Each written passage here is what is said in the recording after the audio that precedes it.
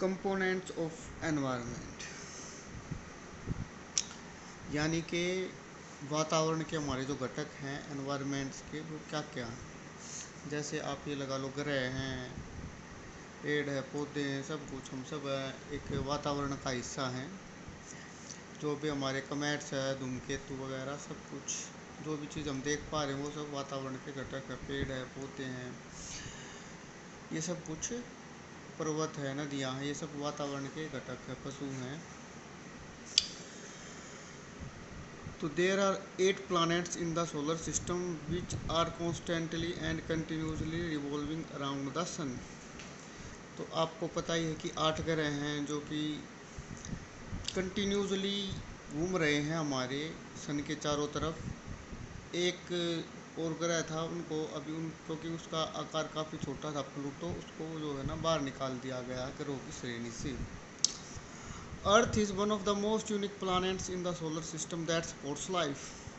This is because conditions suitable for like oxygen, water, liquid form and suitable temperature are found only on Earth.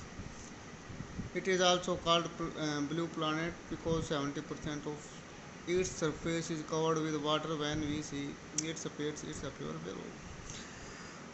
तो पृथ्वी भी हमारा उन्हीं में से एक ग्रह है जो काफ़ी यूनिक है, काफ़ी अद्भुत है, क्योंकि यहाँ पे औरों से अलग है। क्योंकि यहाँ पे क्या है कि यहाँ पे ऑक्सीजन मिलता है और लाइफ जो जीवन है वो एकमात्र यहीं पे है। वाटर लिक्विड फॉर्म में मिलता है और एक सूटेबल टेम्परेचर है, एक सूटेबल तापमान है जो कि पृथ्वी पे ही पाया जाता है। और इसको हम नीला ग्रह भी कह सकते हैं क्योंकि 71% 71% इसका जो सरफेस है वो पानी के साथ कवर्ड है, जिसको हम अगर ऊपर से जहाज में से या रॉकेट में से देखेंगे तो ये ब्लू, इट अपीयर्स ब्लू, ये नीला दिखाई देगा। और it is situated at suitable distance from the sun due to it is neither hot और नॉर वेरी कोल्ड। क्योंकि ये सूरज से एक ऐसी निश्चित दूरी पर है कि ना तो ये ज़्यादा गर्म है और ना ही ज़्यादा ठंडा है। तो इसलिए हम इंसानों के लिए और पशुओं के लिए रहने के लायक है। Contains all forms of life, हर प्रकार की यहाँ पे जो है लाइफ मिलती है, चाहे वो पशुओं की लाइफ, पशु भी मिलते हैं, प्लांट्स भी हैं, इंसेक्ट्स भी, सब कुछ है। The physical and biological conditions in which an organism lines make up its environment. The term environment refers to the various physical condition like air, water, land etcetera. It is very important for all living beings. यहाँ पे हर तरह का physical और biological conditions मिलती हैं। और जो environment की टर्म है उसको रेफर्स किया जाता है कि यहाँ पे जो फिजिकल कंपोनेंट्स हैं, अलग अलग जो घटक हैं, जैसे हवा है, पानी है और लैंड है, वो सब मिलता है। और ये सब it is important to all living being, सभी जो जीवित प्राणी हैं उनके लिए काफ़ी महत्वपूर्ण है, अत्यंत महत्वपूर्ण है। In the last few decades, it has been facing problems due to human interference। कुछ अंतिम डिकेड्स यानी कि अर्थात कुछ दशकों में काफ़ी प्रॉब्लम्स यहाँ पे हुई है, क्योंकि यहाँ के ह्यूमन का इंटरफेरेंस यानी कि ह्यूमन का जो एक तरीके दखल है वो काफ़ी बढ़ गया है। जैसे इंसान ने अपने स्वार्थ के लिए इंडस्ट्रीज़ शुरू कर दी और ऐसी ऐसी चीज़ें जिनसे काफ़ी खतरनाक धुआं और केमिकल निकलता है। और कुछ फिर हमारे जो जैसे बस है, व्हीकल्स है, कार से, इनसे भी काफ़ी पोल्यूशन निकलता है। तो इस तरह की गतिविधियाँ बड़ी बड़ी इंडस्ट्रीज़, बड़ी बड़ी कंपनीज लगा दी अपने फ़ायदे के लिए, निजी फ़ायदे के लिए, जिससे काफ़ी एनवायरनमेंट को नुकसान होता है। It is necessary to maintain its quality and quantity because all living beings are dependent on it for their growth and development. यह बहुत ही ज़रूरी है कि हम इस अपने जो ग्रह है उसकी क्वालिटी और क्वांटिटी को बनाए रखें, क्योंकि जो सभी जीवित प्राणी हैं वे डिपेंड हैं, they are depend on it for their growth and development. अपने विकास और वृद्धि के लिए वे सब इसके ऊपर डिपेंड हैं। फिर एनवायरनमेंट को हम कई तरीके से विभाजित करते हैं, दो तरीके से मेनली इसको विभाजित करते हैं। एक तो नेचुरल एनवायरनमेंट यानी कि प्राकृतिक वातावरण होता है, एक मैन मेड एनवायरनमेंट जो इंसान ने बनाया। नेचुरल एनवायरनमेंट में हमारा एनवायरनमेंट एबायोटिक आ जाता है, जिसमें एटमॉस्फेयर है, लिथोस्फेयर है, हाइड्रोस्फेयर है, ये अलग अलग परतें हैं जिनके विषय में हम आगे पढ़ेंगे। फिर बायोलॉजिकल एनवायरनमेंट है, जिसमें बायोस्फेयर आ जाते हैं, जैसे प्लांट्स हैं, एनिमल्स हैं, ह्यूमन बींग्स आ जाते हैं। फिर मैन मेड एनवायरनमेंट, इसको कृत्रिम एनवायरनमेंट भी बोलते हैं, हम आर्टिफिशियल एनवायरनमेंट भी बोलते हैं। जैसे बिल्ट एनवायरनमेंट, जैसे हमने डैम्स बना लिए, ब्रिजेस बना लिए, हाउसेस घर बना लिए, रोड्स बना लिए। सोशियो कल्चरल एनवायरनमेंट भी हमने बना रखे हैं, जैसे फैमिली, कम्युनिटी यानी कि समुदाय, जहाँ पे शादी वगैरह होते हैं या बहुत सारे लोग एक स्थान पर इकट्ठा होते हैं। चलिए अब चलते हैं next, we go to the next page.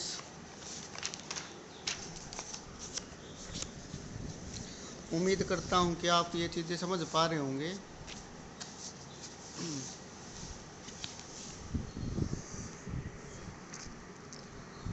फिर है हमारा कंपोजिशन ऑफ एनवायरनमेंट, यानी कि एनवायरनमेंट हमारा किस किस चीज़ों से बना हुआ है।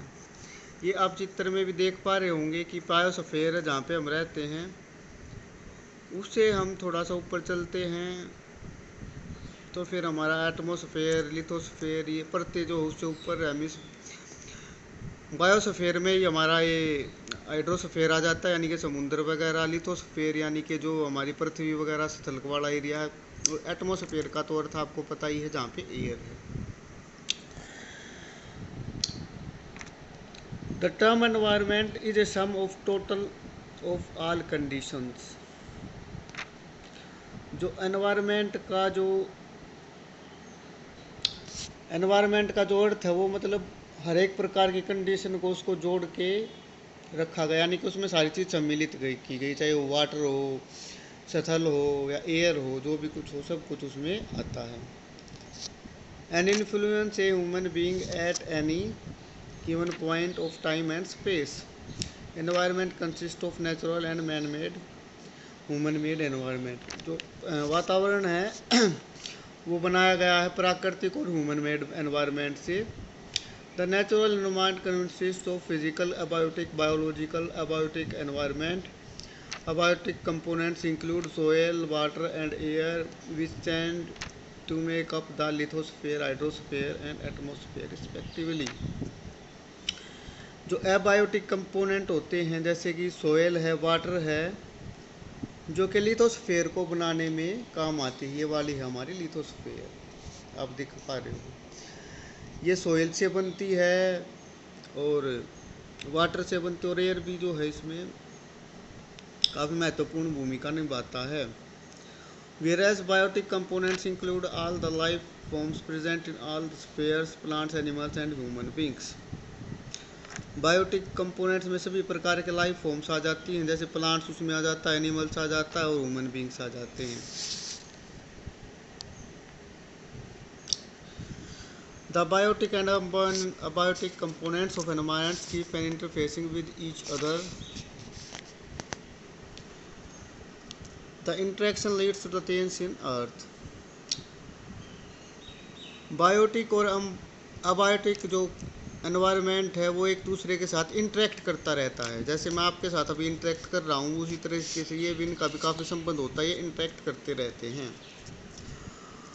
और उससे क्या होता है कि पृथ्वी पर कुछ ना कुछ चेंज होता रहता है। चेंज कैसा, जैसे एनवायरनमेंट कभी टेम्परेचर घट गया, कभी बढ़ गया, या इस तरीके की जो चीज़ें हैं। ग्लोबल वार्मिंग भी एक इसका उदाहरण है। Biotic components, plant and animal species dependent upon the abiotic components, land, soil and air for their growth and development. Plants require carbon dioxide and sunlight to make their own food. Likewise, human beings also require oxygen, water, soil, etc. for survival. जो हमारे plants हैं या animals है वो भी काफ़ी environment पे depend करते हैं। जैसे प्लांट्स फोटोसिंथेसिस के ज़रिए अपना खाना बनाता है, वैसे ही पशु भी जो है अपना कुछ ना कुछ फल वगैरह या कुछ ना कुछ खा के ज़िंदा रहते हैं। तो इस तरीके से हम एनवायरनमेंट के ऊपर काफ़ी निर्भर है, और हमको एनवायरनमेंट को अच्छे से अपनी जो है अर्थ को उसका संरक्षण करना चाहिए, उसको अच्छे से रखना चाहिए, पोल्यूशन नहीं करना चाहिए। तो अभी फ़िलहाल के लिए इतना ही। अगले वीडियो में इस हम चैप्टर को कंप्लीट करेंगे। तब तक wait for the next video, और इसको अच्छे से पढ़े। उम्मीद करता हूँ आपके पास बुक्स होंगी, नहीं होंगी तो इधर उधर से आप अरेंज कर लीजिए। 7th क्लास की बुक, ये स्कूल के द्वारा ही लगाई गई एक बुक है, we and our world, class 7। तो आप इसको या तो कहीं से अरेंज कीजिए, परचेज कीजिए। और कुछ समझ में ना आई तो कोई बात, यू कैन आस्क मी, आप मुझसे पूछ सकते हैं। तो फ़िलहाल के लिए धन्यवाद। उम्मीद करता हूँ आप इसको अच्छे से पढ़ेंगे।